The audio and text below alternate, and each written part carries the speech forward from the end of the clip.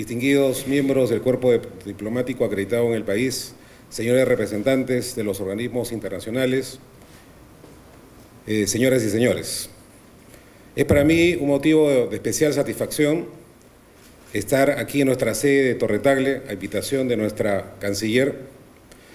En primer lugar, para darles la bienvenida a todos ustedes y conversar, hacerles una exposición sobre la actual situación del Perú desde la perspectiva del gobierno y desde la perspectiva de la concatenación de hechos que han producido una situación algo compleja en nuestro país.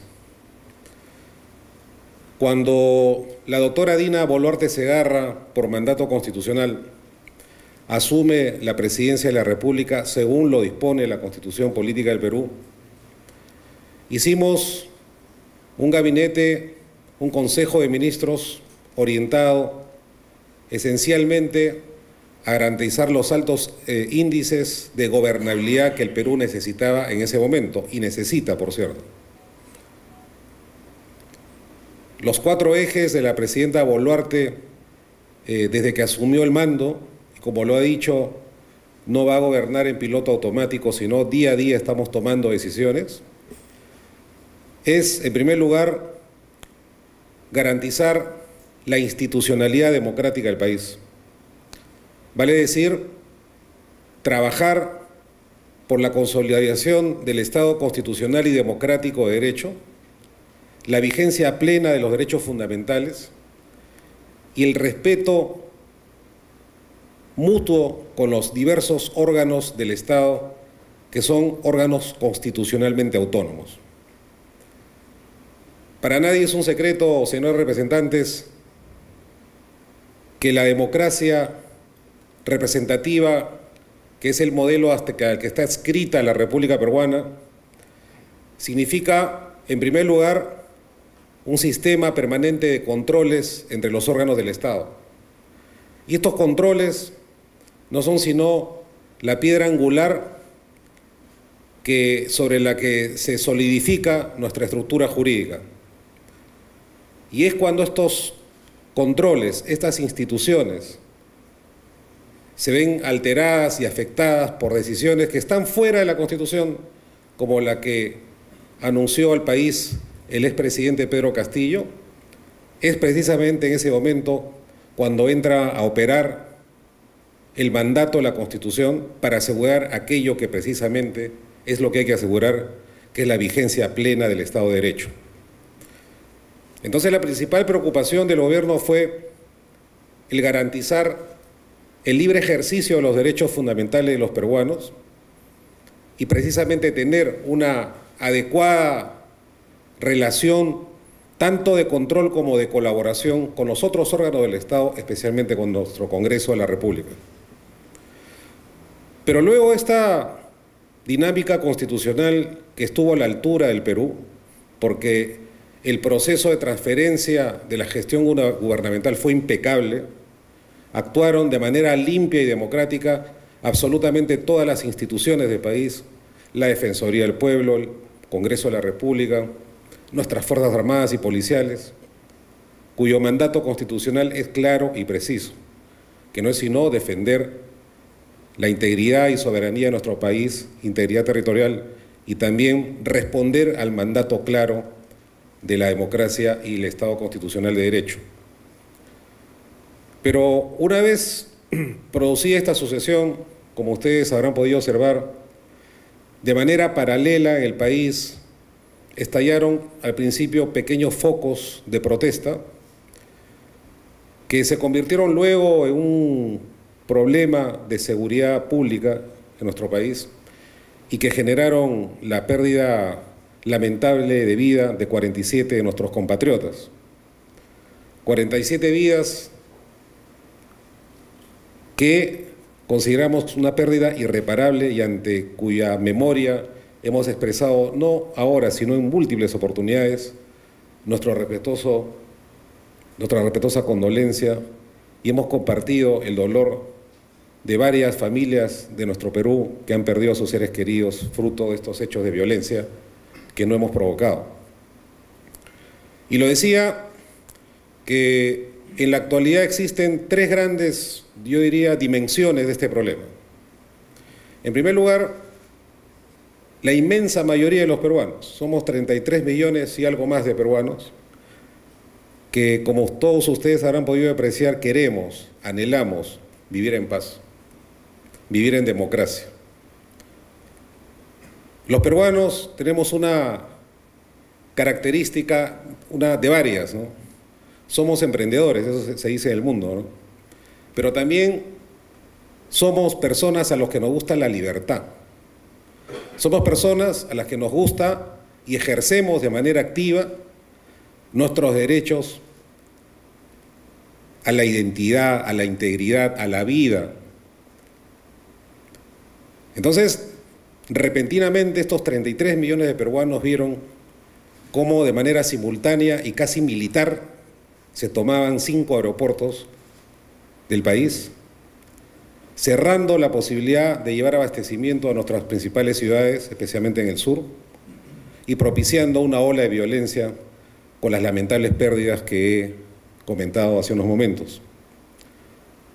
Entonces decía, hay una primera dimensión del problema, 33 millones de peruanos que quieren que sus hijos transiten, salgan a las calles, vayan al colegio, 33 millones de peruanos que tienen la esperanza y el ejercicio pleno del derecho al libre desenvolvimiento de su personalidad, que quieren abrir sus negocios, que quieren vender, comprar, que quieren desplazarse hacia las provincias.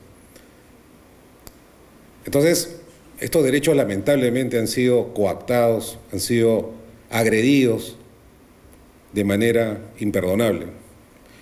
Pero también existe un segundo grupo, una segunda dimensión del problema, que es un grupo de peruanos, especialmente de las zonas más pobres del país, que han visto en estos hechos una manera de ejercer su protesta ciudadana. La Constitución de Perú garantiza el derecho de todos los peruanos, de cualquier ciudadano, de ejercer pacífica y libremente su derecho a protestar, a manifestarse pacíficamente, lo dice nuestra Constitución. Entonces, nosotros debemos reconocer que existe efectivamente un grupo de peruanos que han tenido expectativas embalsadas, que han sido postergados en la atención de sus necesidades básicas y primarias, salud, agua, desagüe, que han tenido 2.600 obras paralizadas, es decir, obras con asignación presupuestaria y que no han podido ser ejecutadas muchas veces por la incompetencia del gobierno. Entonces, estos grupos de peruanos muy representativos han salido también a protestar, en una generación espontánea de protestas, lo repito, por el embalse de sus expectativas. Y eso el gobierno también lo ha entendido así.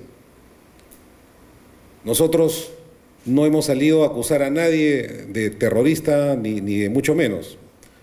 Hemos sido los primeros en reconocer el derecho de este sector de peruanos democrático que sale a reclamar los legítimos derechos que no le han sido asistidos por el Estado. Pero también existe un tercer grupo de peruanos. En este tercer grupo de peruanos es mucho más pequeño y es un grupo violento y organizado, que está en sentido contrario de los peruanos que creemos en la democracia y que han aprovechado esta circunstancia para generar el caos, el crimen, para atacar los activos críticos nacionales como son nuestros aeropuertos y para crear una narrativa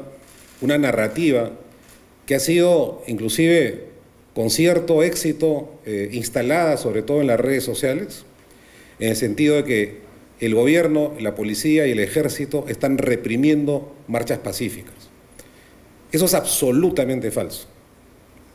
Y lo digo con la contundencia de quien ha ejercido el cargo de ministro de Defensa y ahora es presidente del Consejo de Ministros. Yo sé lo que ha pasado en mi país. Y digo que es falso porque si ustedes ven a través de los medios de comunicación, lo único que ha ocurrido de manera sistemática y diaria ha sido una agresión, un atentado contra nuestras fuerzas policiales, contra nuestros aeropuertos, contra los locales del Ministerio Público, del Poder Judicial, y contra instalaciones públicas y privadas que han sido atacadas, han sido quemadas, han sido incendiadas, ¿no es cierto? Y han sido sometidas a una agresión violenta, inclusive con armas que no existen en una protesta pacífica.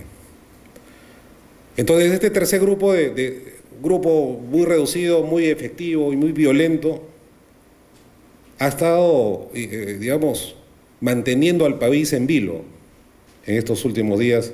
El proceso se inició después del 7 de diciembre pasado y se retomó a partir del 4 de enero de este año, porque lo que hicimos nosotros fue pacificar nuestro país de manera inmediata y pudimos pasar unas fiestas de fin de año con relativa calma, como ustedes habrán podido apreciar.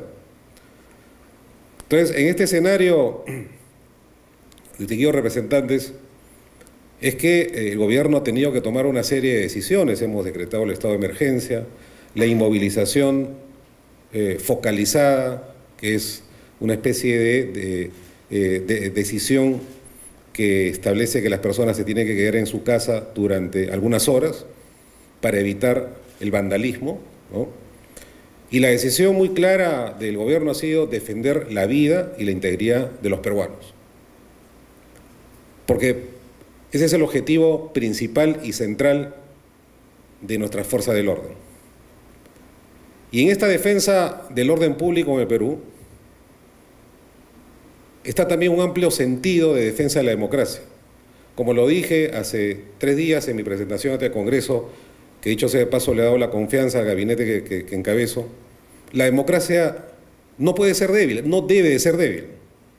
Y no debe doblegarse frente a la afectación de sus principales intereses. Y los principales intereses de la democracia son la defensa de los derechos humanos de los ciudadanos, de la propiedad y del sistema democrático, de las instituciones del sistema democrático. Entonces, estamos atravesando por un proceso duro, difícil. Yo la percepción que tengo es que ya ha pasado lo peor.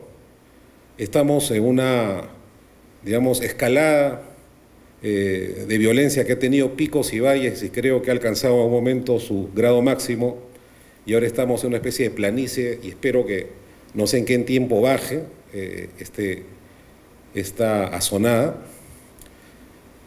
Y sobre todo, creo que estamos ante un escenario en el que se hace muy, muy importante iniciar diversas plataformas de diálogo que gracias a Dios ya se están implementando en algunas ciudades.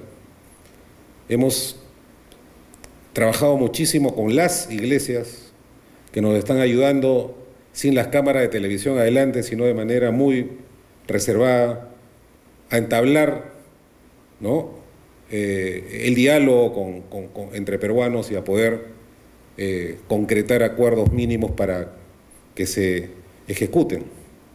Digamos, esta es la primera parte del tema. La segunda parte, y con esto termino porque no quiero extenderme, es la decisión de la presidenta Boluarte de relanzar nuestra economía. En mi presentación al Congreso hemos anunciado una serie de medidas que van a permitir darle confianza a los inversionistas, evitar que los capitales se vayan del país. Hemos anunciado unas medidas que van a mover nuestra economía por casi 6.000 millones de soles a través de la atención de los núcleos menos favorecidos del país, como son los comedores populares, los vasos de leche, pero también a trabajar nosotros utilizamos un neologismo que se llama destrave de los proyectos. O sea, el Perú no tiene problemas en el sentido de otorgarle dinero al proyecto de agua y desagüe para Juliaca, por ejemplo. El problema no está en que tengamos dinero, ese proyecto tiene dinero. El problema es que ese proyecto está en 5 o 6% de avance. Y esa sí es una ofensa, es una afrenta a los peruanos, porque hemos encontrado muchísima ineptitud, ¿no? Así que nosotros hemos iniciado un proceso de relanzamiento de nuestra economía. Queremos subir nuestro PBI este año en 1,2%, ¿no? Estamos trabajando activamente con todas las inversiones, grandes, medianas y pequeñas, que han sido trabadas. Pretendemos generar 195.000 puestos de trabajo inmediatos en los próximos 4 meses. Vamos a avanzar muchísimo en incentivar los mercados internacionales para que nuevamente vengan al Perú y podamos tener un relanzamiento de nuestra economía, porque creemos que lo mejor que le puede suceder al país es que la economía tenga reglas claras, normas estables, se garanticen las inversiones, pero también se garanticen que estas inversiones respeten las normas socioambientales, que por supuesto son muy claras en nuestro país. Entonces, esa es la segunda tarea. Y la tercera tarea, dentro de un conjunto de 9 ejes que por encargo de la presidenta Boluarte he anunciado en el Congreso, es trabajar directamente con los gobiernos regionales para ayudarlos en la concreción de sus grandes planes de trabajo que tienen. Son proyectos emblemáticos como Chamibochic en el norte, Majesihuas en Arequipa, Chinecas en Ancash, que van a ir, este año van a salir esos proyectos, que van a generar miles de puestos de trabajo y que van a permitir que los peruanos sigamos trabajando, no solamente por la empleabilidad, sino también por el desarrollo de nuestro país.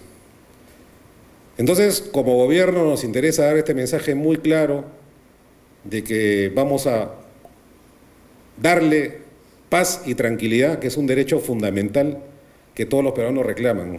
Paz y tranquilidad a todos los peruanos, en primer lugar, porque control el orden interno es encargo directo para el gobierno. En segundo lugar, que vamos a relanzar nuestra economía.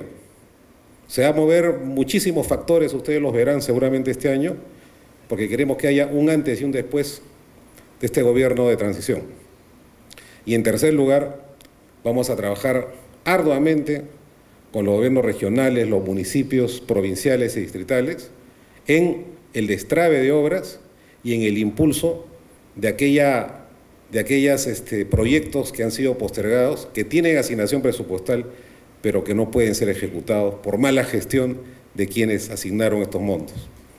Así que, señores representantes del cuerpo diplomático, de los organismos internacionales, tengan la plena convicción de que el Perú ha sido, es y será un país confiable, de que el Perú ha sido, es y será un país que va a respetar la institucionalidad democrática, y de que el Perú ha sido, es y será un país que va a mantener los estándares de crecimiento económico, de respeto por los derechos humanos y sobre todo de respeto por la institucionalidad democrática, que es aquello que nos legaron nuestros fundadores.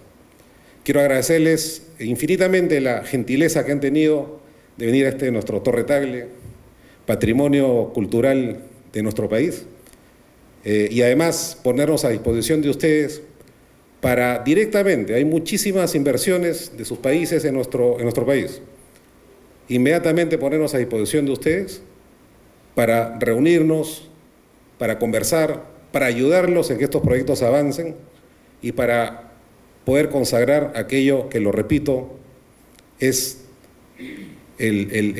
la nota fundamental que nos alienta como gobierno, ¿no? Porque siempre hemos dicho, la presidenta también lo dijo, somos el gabinete de la paz, el diálogo y la meritocracia, que es la que tiene que regresar al Estado para que sea eficiente. Muchísimas gracias por la atención. Muy amable por su presencia aquí en Cancillería. Muchas gracias.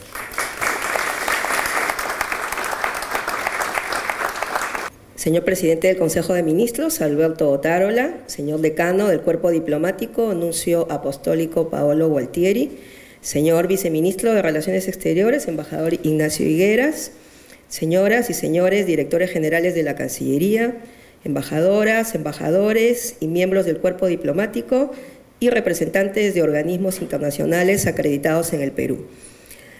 Como ha indicado el señor Premier, ante los recientes desarrollos en el Perú hemos considerado necesario convocarlos para compartir con todos ustedes información sobre los últimos sucesos que, como es de público conocimiento, han provocado la pérdida de vidas humanas, las que desde el gobierno lamentamos profundamente.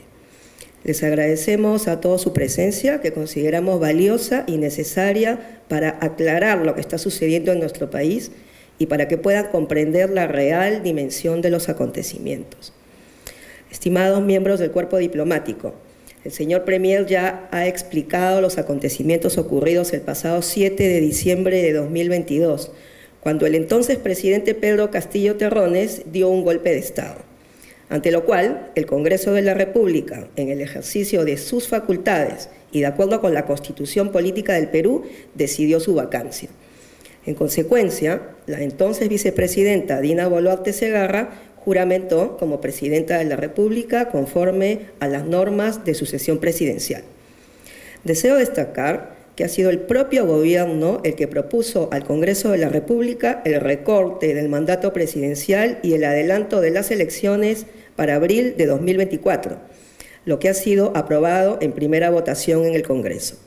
Queda claro, entonces, el carácter de transición de este gobierno hasta la elección de un nuevo Congreso y presidente de la República. Desde el gobierno lamentamos que, pese a los intentos de diálogo, las manifestaciones se hayan agudizado, siendo que algunas de ellas han generado hechos de violencia, como ya ha explicado el señor Premier, que han incluido ataques a puestos policiales, sedes del Ministerio Público, del Poder Judicial, aeropuertos, comercios, viviendas de particulares, vehículos de transporte público, entre otros, que resultaron además en la inaceptable pérdida de vidas humanas. Hemos tomado conocimiento con preocupación de indicios creíbles sobre la participación de grupos organizados en estas manifestaciones, con el deliberado propósito de producir violencia y atentar contra la vida de la ciudadanía y de los miembros de las fuerzas del orden.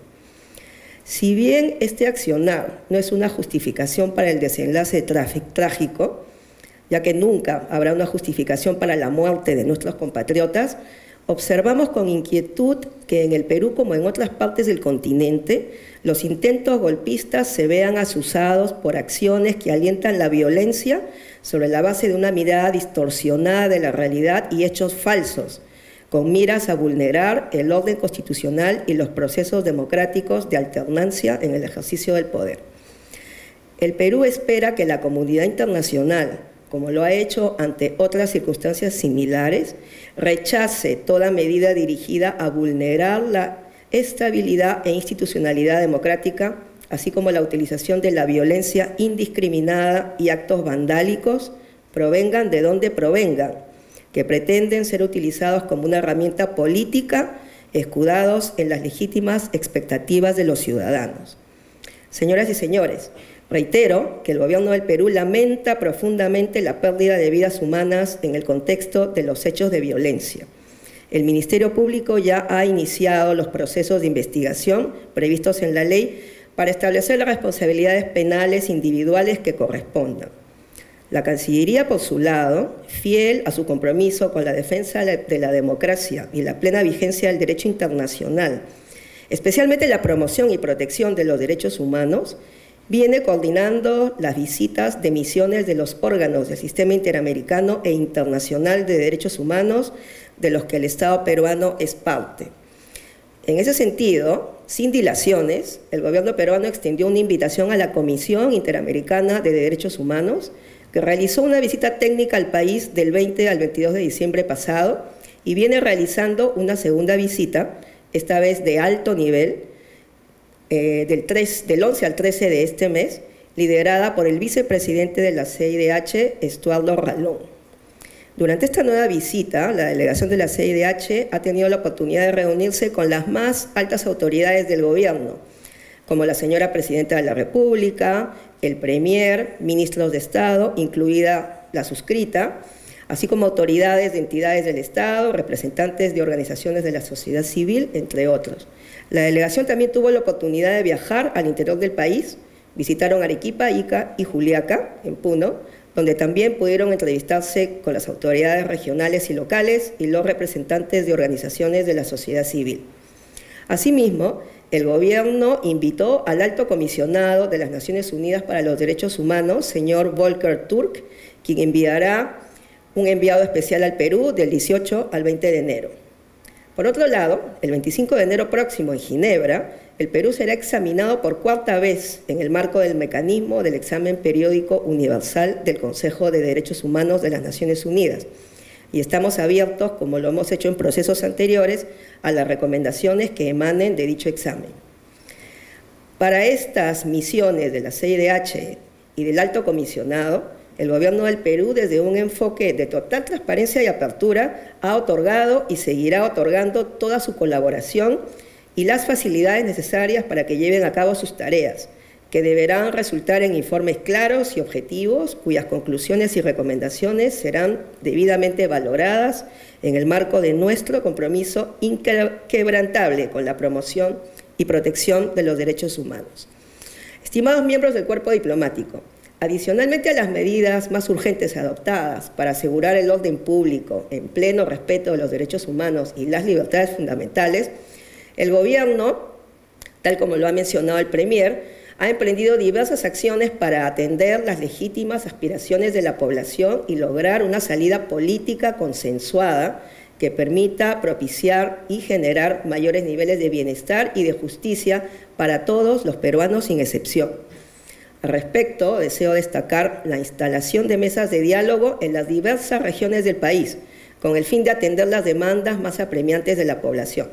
Se trata de una misión que ha sido asignada a los ministros de Estado, lo que trasluce la importancia de la medida y que busca establecer un canal de comunicación directo entre los ciudadanos y las autoridades locales, regionales y del Gobierno central.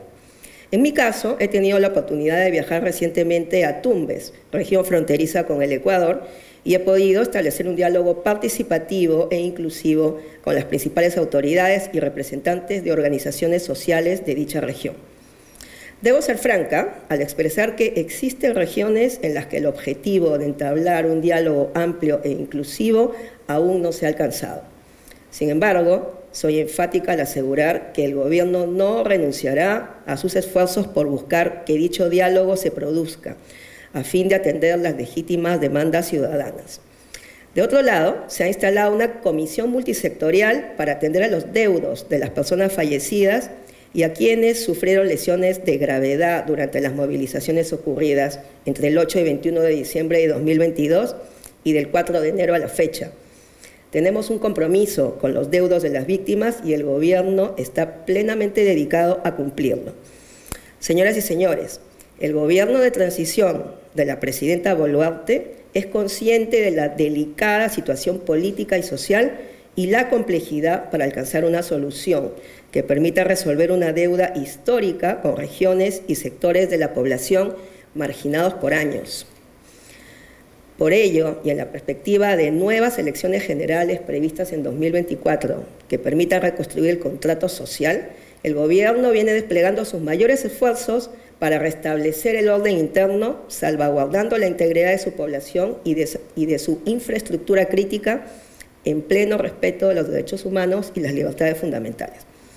En este esfuerzo complejo, confío en que seguiremos contando con el respaldo y la solidaridad de la comunidad internacional, ustedes, nuestros países, socios y amigos, y las organizaciones internacionales, para que los peruanos encontremos una solución en favor del bienestar de la población y la estabilidad del país. Muchas gracias.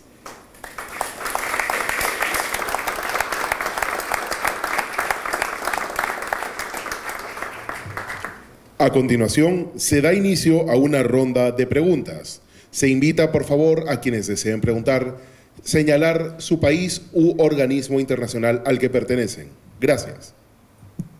La Torre Tagle, la política exterior del Perú es una política muy conocida y respetuosa, pegada a la legalidad internacional.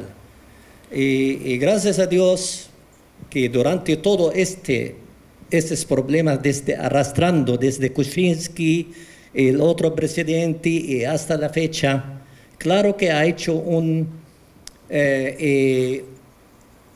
como diplomáticos, yo me siento que nos ha detenido mucho el trabajo de nosotros en cuanto a al desarrollo de todos los acontecimientos. Pero gracias a Dios que la Torre Tagle y el Ministerio de los Exteriores, los funcionarios, realmente no hemos considerado, no hemos notado un cambio, al contrario, el trabajo de Torre Tagle ha sido un trabajo extraordinario, informante, con mucha paciencia, La pregunta es lo siguiente. Este problema, el primer ministro ha dicho que los problemas tienen alta, baja, sube, baja.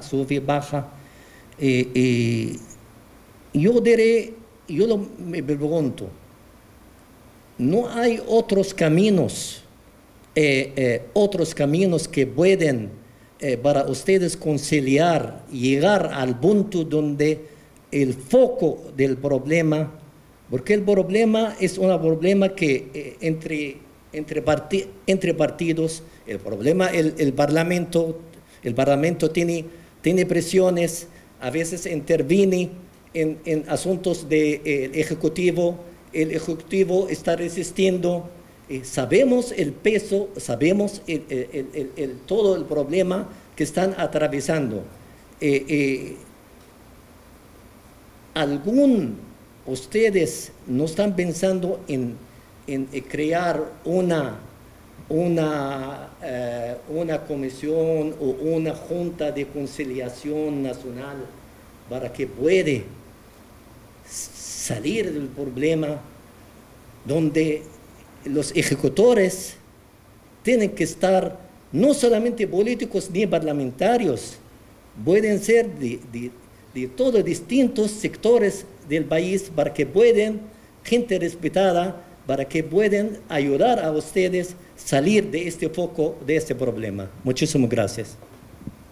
Ningún mecanismo está descartado. De hecho, lo que hemos incentivado es una llegada de funcionarios a las regiones. Estamos trabajando con las iglesias y estamos inclusive estudiando una posibilidad de un mecanismo institucional desde la Presidencia del Consejo de Ministros para que pueda, de manera independiente exista, no sé si una personalidad o varias, o una institución, sentar la base para el diálogo. Acá el segundo apellido de la democracia se llama diálogo, es lo que creemos en el gobierno. Pero el diálogo tiene que haber condiciones para el diálogo.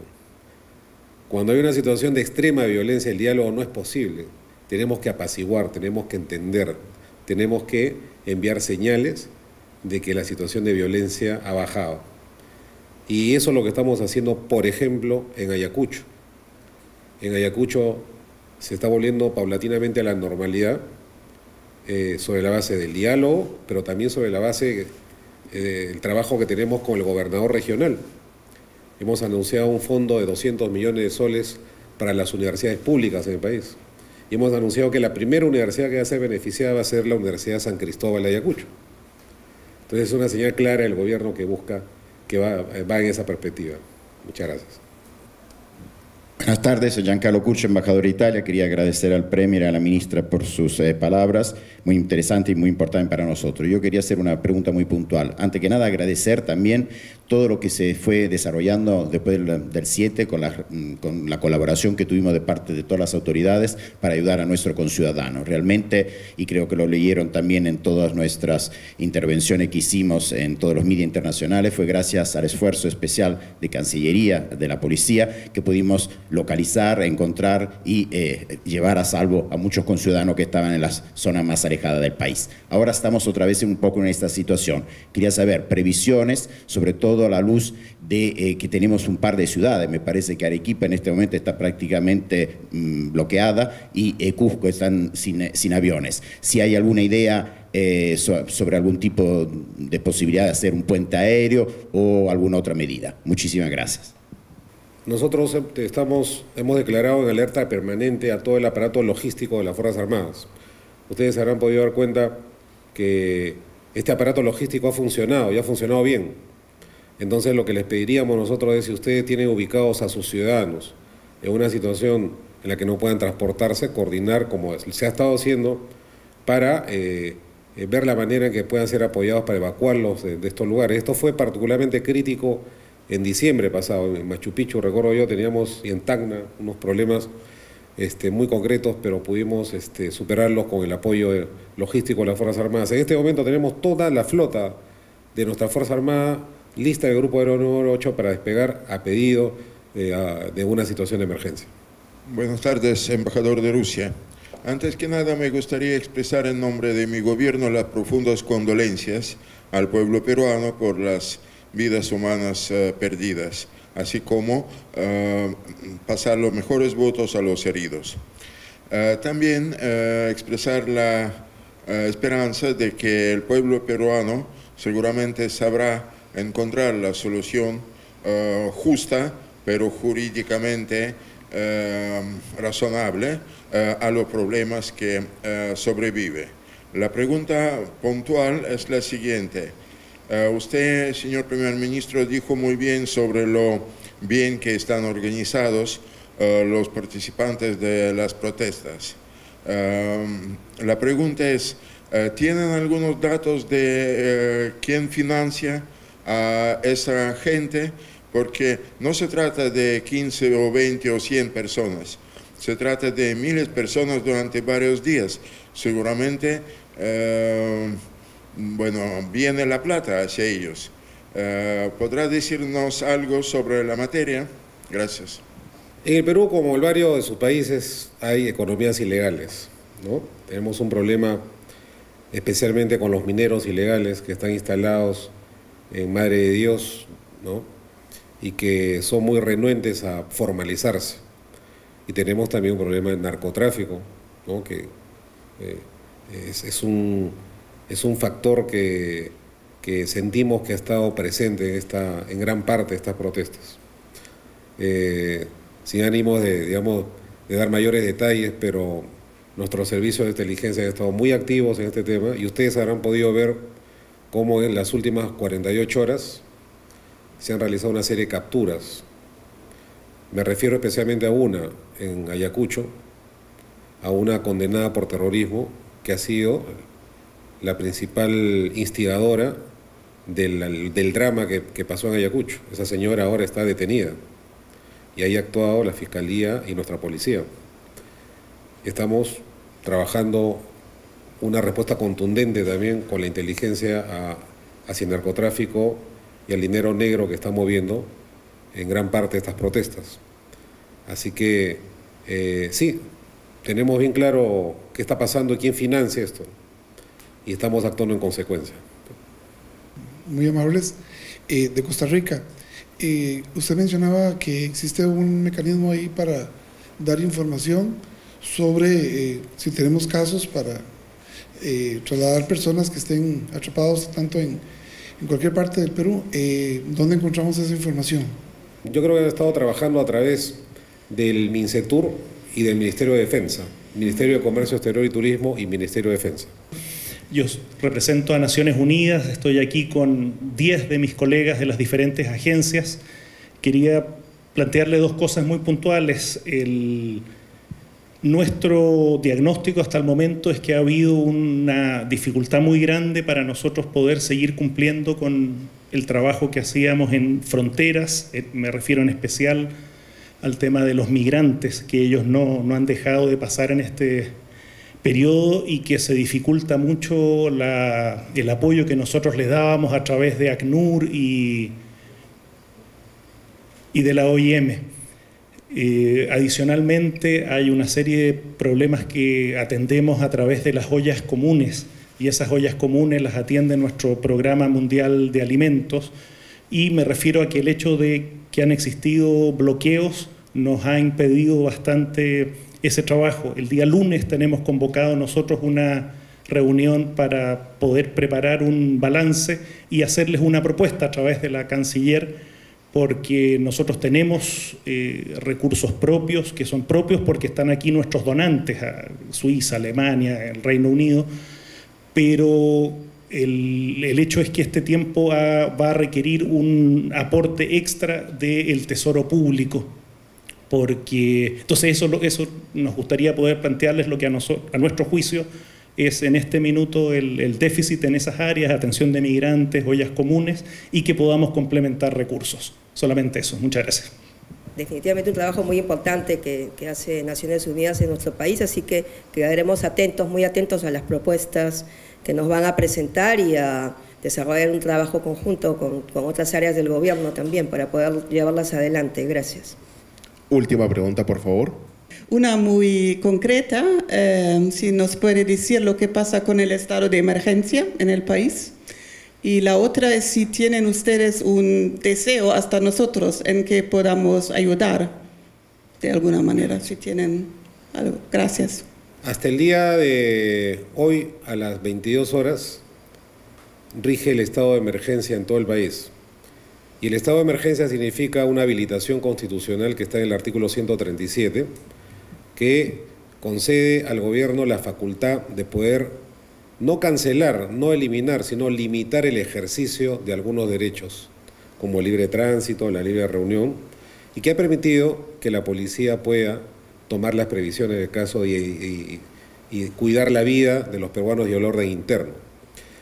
El día de mañana va a haber otra modalidad, esto se los adelanto a ustedes, todavía no se publica, pero se los digo. Hemos reducido el ámbito de acción del estado de emergencia solamente a 3 departamentos. Hemos reducido, ya no va a ser un estado de emergencia nacional, sino va a ser un estado de emergencia focalizado, porque creemos que la situación del país también se justifica esta medida. Todo es transitorio, van a ser 30 días más, y lo que está haciendo el gobierno es midiendo el impacto de todo este proceso, y la declaratoria del estado de emergencia se basa en un informe de la policía, es lo que manda. La policía lo que nos dice qué es lo que necesita, el gobierno lo evalúa y se publica. Seguramente que el día de mañana lo van a ver en el diario oficial peruano. ¿Qué es lo que pediríamos de ustedes? Bueno, en primer lugar, les pedimos que puedan trasladar a sus autoridades lo que hoy les hemos manifestado. Esperamos seguir contando con su comprensión, respaldo y solidaridad. Como digo, ustedes son nuestros países socios y amigos, así que les pido que sigan confiando en el Perú como socio y amigo que es de ustedes. Gracias.